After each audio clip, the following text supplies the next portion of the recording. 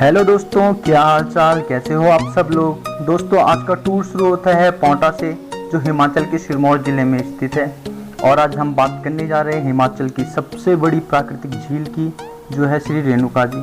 दोस्तों, 3 किलोमीटर के एरिया में फैली ये झील इतनी फेमस क्यों है, इसके पीछे क्या क्या तथ्य हैं, कौन कौन सी कथाएं प्रचलित हैं, ये सारी बातें हम आगे चल के आपको वीडियो में बताएंगे। तब तक आप लीजिए सफ़र का आनंद। तो चलिए चलते हैं।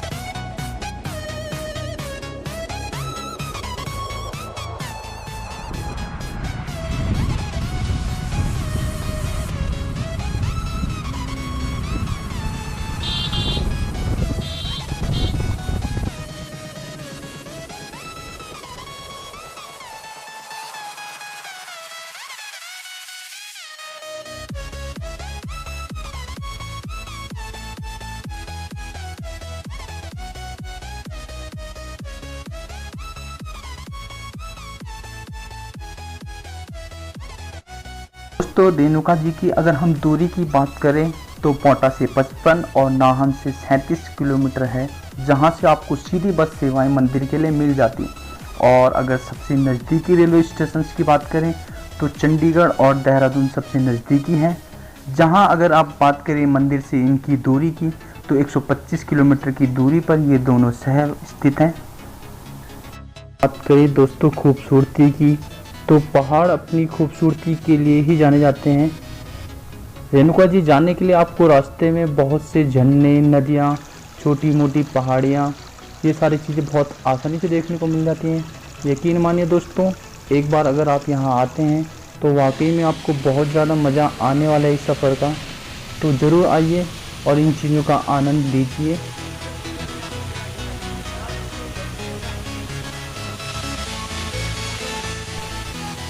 तो चलो शुरू करते हैं दोस्तों आगे का सफ़र। दोस्तों, अगर आप यहाँ पे घूमने के पर्पज़ से आते हो अपने दोस्तों के साथ या फिर अपनी फैमिली के साथ, तो बहुत ही अच्छी जगह है, आप ज़रूर आइए यहाँ पे।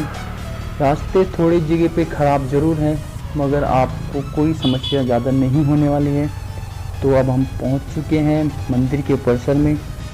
दोस्तों, परिसर की अगर हम बात करें तो यहाँ पे उन्होंने सफाई का बहुत ज़्यादा ध्यान रखा हुआ है।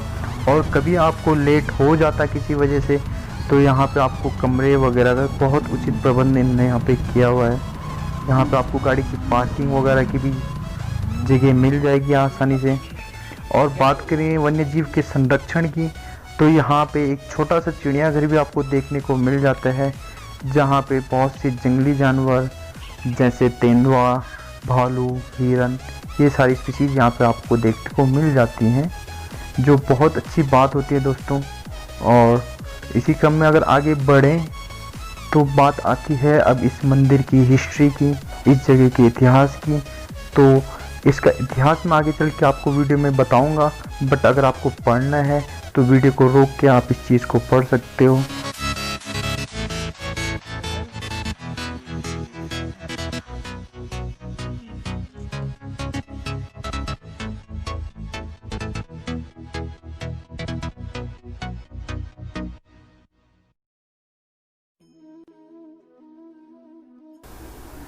चलिए दोस्तों, अब चलते हैं वीडियो के मेन पार्ट में, जो है मंदिर। तो दोस्तों, यहाँ पे रेणुका माता जी का मंदिर है और भगवान परशुराम जी का भी यहाँ पे मंदिर है। दोस्तों, रेणुका जो थी वो परशुराम जी की माता का नाम था। कथाओं की माने तो रेणुका जी महर्षि यमदाग्नि की पत्नी थी और उनके 5 पुत्र थे, जिनमें से परशुराम सबसे छोटे थे। दोस्तों, हिंदू धर्म के अनुसार भगवान परशुराम विष्णु के 6ठे अवतार भी माने जाते हैं।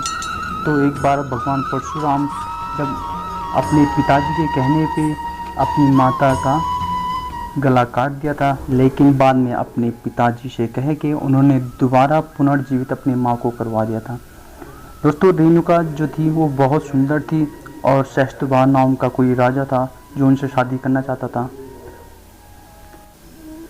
पहले से विवाहित होने के कारण वो उनसे शादी नहीं करना चाहती थी। और एक बार जब परशुराम जी तपस्या करने के लिए अपने आश्रम से दूर गए होते हैं तो सहस्त्रभाव नाम का जो राजा रहता है वो यहाँ पे आक्रमण करके महर्षि यमदाग्नि और उनके चारों पुत्रों का वध कर देता है। जब रेणुका को ये बात पता चलती है तो वो जल में समाधि ले लेती है। तो जिस सरोवर में वो समाधि लेती है दोस्तों, वो उस समय पे कहा जाए तो राम सरोवर नाम से जाना जाता था। और अब की बात माने तो इस झील का आकार धीरे धीरे बढ़ता रहता है। तो अभी की अगर बात कही जाए तो झील 3 किलोमीटर के एरिया में फैली हुई है दोस्तों।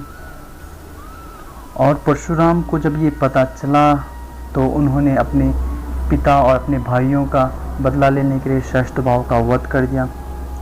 वध करके जब वो वापस आए तो उन्हें अपनी माँ को मिलने के लिए कहा, लेकिन उनकी माँ ने कहा कि बेटा मैं हर साल में इसी समय पे तुझसे मिलने आऊँगी।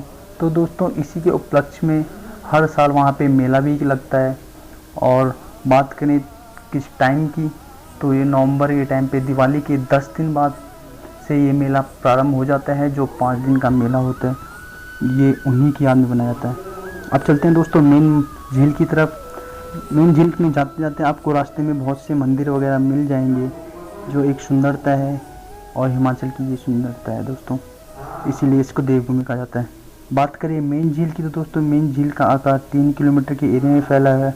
और समुद्र तल से इसकी ऊंचाई की बात की जाए तो 6 से 72 मीटर की ऊंचाई पे ये झील है दोस्तों।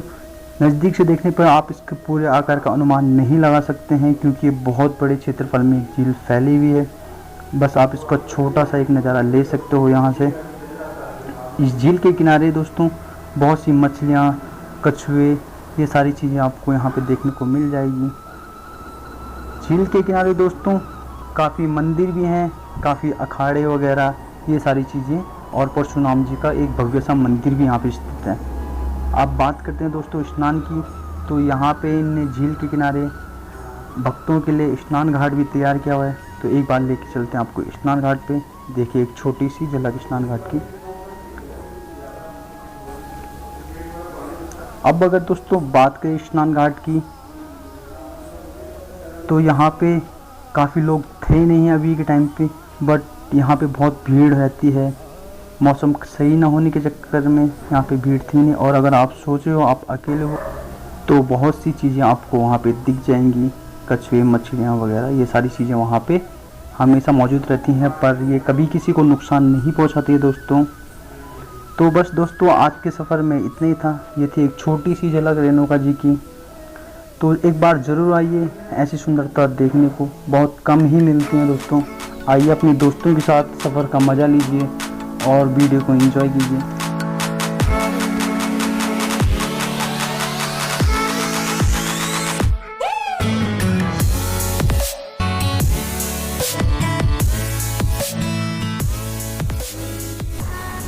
तो दोस्तों कैसी लगी आपको आज की ये वीडियो, कमेंट करके ज़रूर बताइएगा।